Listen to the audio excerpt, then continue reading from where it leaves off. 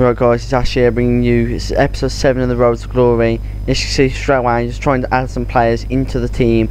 Also just get some contracts and fitness as well for the players, because some of them are unfit obviously due to the amount of games I was playing at 5 games in episode, so players are bound to be unfit, and also contracts because they start actually losing pretty quick. So I've got to try and make sure my team, I can still use my team.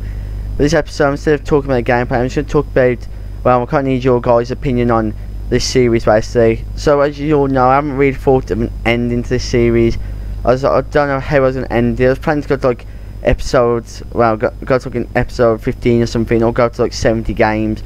But I don't know how you want me to end it. This is where I need you to comment your opinions, because there was someone who commented before saying I should try and finish it by like selling the team and then getting the orange card Rhodes, which I think actually sounds like a good idea, like aiming like Rhodes to glory, Rhodes to the next Rhodes, if you know what I mean.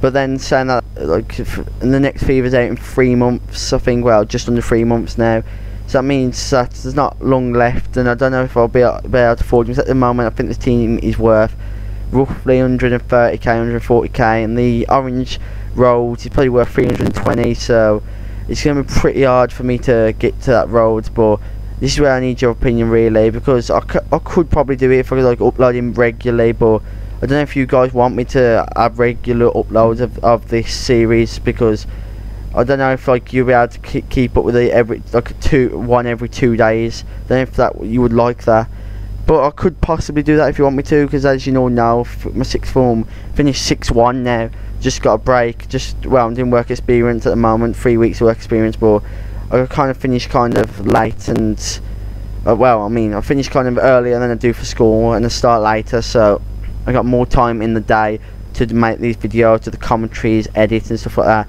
and also I don't have the stress of doing got like coursework and homework to do. So really, if you guys want me to upload a little more regularly with these episodes of Rhodes to Glories, make sure you comment that, and really I just need you to comment how you want me to end this. It's all in your guys' opinion, just to see how I can end the series. The kind of options really I'm hoping to see are going to a certain amount of games, let's say like 70 or 80, or obviously aiming to get enough money to get, let's say, like, I don't know, let's say like a informed Rooney, well, not an informed Rooney, but like an informed Torres or something. So I just want your guys' opinion on how you want this series to end. But anyway, this next bit of this video really, and just talk about the Euros in my opinion, because someone did ask before, like I think it was like at the beginning of the Euros, how I felt the Euros is going. Excuse me. But now it's coming to an end. I'm really going to give my opinion on it. So in the Euros, in my opinion, I'll just talk about England first. I think England went into it with a negative like outlook on the tournament.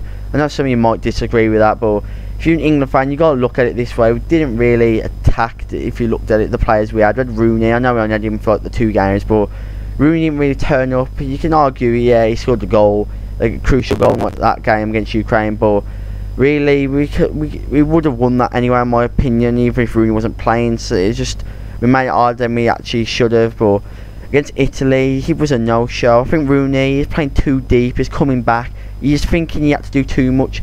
From a striker, you want a striker to be up the top, taking the chances when they get chance, and also being up there, like helping and like help start attacks.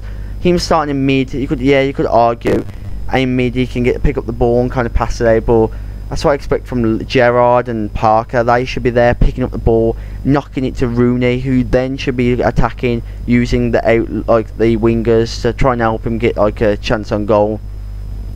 That just shows the opinion of them, like the outlook I meant of Roy Hodgson. I think you can't put our defence down, to be fair. We had probably arguably the best defence at the Euros. So I don't know how many goals we conceded. I think we conceded 3 altogether, like obviously in normal time.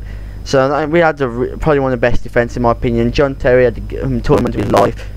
You can't, no matter how much you hate John Terry, you gotta be honest, he played absolutely amazing that tournament. Ashley Cole, as always, playing really good, consistently good.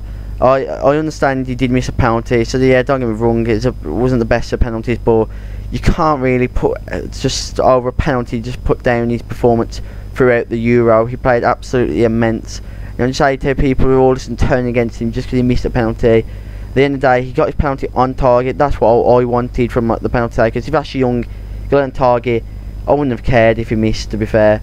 It kind of annoyed me how hard he hit it because he hit a bar, but obviously he's gone for the top corner, which is kind of a hard thing to do. He should have just tried to simply put it in. He did actually trick Buffon to go the other way, but he just shows that he just wanted to try and full pelt it into the net. But looking at the other teams, I think there's some Germany, and people are going to say, oh, they played amazing, but if you look at it, they had Greece in the quarter-final. You got to look at it this way. England would have beat Greece, and I'm not saying because just obviously I'm supporting England, but England would have easily beat Greece at least 2-0, 3-0. So, and then you just look at Germany, and 4-2 against them, yeah, that's a big result, but it's against Greece. And then when it comes to playing like Italy, you knew they wouldn't win because this really wasn't. I couldn't see it coming because at the end of the day, Italy seemed like a kind of stronger team than Germany. Yeah, arguably, yeah. I mean, they do have the better players. Germany do. If you look at their team, they just have better players out there. But the players you have on the pitch don't matter. It's how your team play. Like example, look at England. We have some amazing players who week in, week out perform for England, but when you come to Euros, they just wasn't performing for our country. So it just shows that Germany's on paper they're probably arguably the best team, but like Netherlands, when it comes to matches, it wasn't like absolutely immense. They did top the group with 9 points out of 9, so fair play to Germany. That was quite good. How hard the group was, but maybe it just shows how bad the other groups, other teams played in that group. You had teams like, well, you had teams like Netherlands, had a shock of the tournament. Denmark, Germany should have battered it anyway, so not as if I had a challenge there. And the only other team really who should have challenged them is Portugal, but Portugal's outlook on that match as well was kind of like an England outlook of, oh, let's just defend really, not try and attack. So kind of just shows Germany didn't really get into their top gears in my opinion. But I think the best performing team in this tournament probably is Italy at the moment.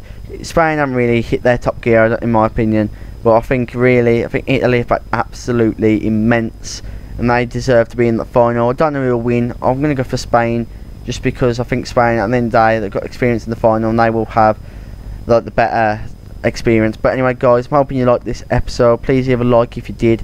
Make sure you comment how you want the series to end, help me out really. And also subscribe if you haven't already. And anyway guys, see you later.